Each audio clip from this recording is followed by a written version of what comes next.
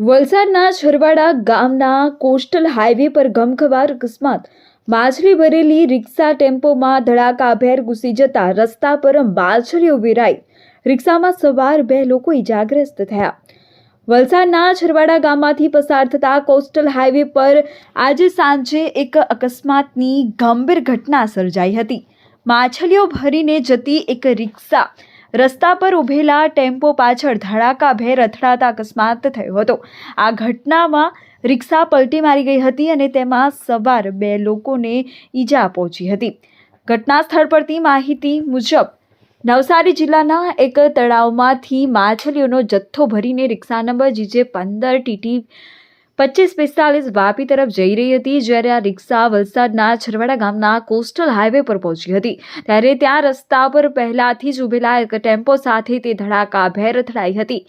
ટક્કર એટલી જોરદાર હતી કે રિક્ષા રોડ પર જ 2 થી 3 જેટલી પલટી મારી ગઈ હતી. અકસ્માતને પગલે હાઈવે પર થોડા સમય માટે અફરાતફરી મચી ગઈ હતી. અકસ્માત સર્જાતા રિક્ષામાં ભરેલી જીવતી માછલીનો જથ્થો રસ્તા પર વિખરાઈ ગયો હતો. અકસ્માત સર્જાતા અને રસ્તા ઉપર તડફડતી માછલીઓને જોઈને આસપાસના સ્થાનિક લોકો તાત્કાલિક મદદે દોડી આવ્યા હતા. સ્થાનિકોએ માનવતા દાખવીને રસ્તા પર વેરાયેલી માછલીઓને એકઠી કરી ફરીથી કોથળા અને ડ્રમમાં ભરવાની કામગીરીમાં મદદ કરી હતી. રિક્ષા પલટી જતા તેમાં સવાર 2 ઇસમોને ઈજા પહોંચી હતી. બનાવની જાણ થતાં આજ 108 એમ્બ્યુલન્સની ટીમ ઘટના સ્થળે પહોંચી ગઈ હતી.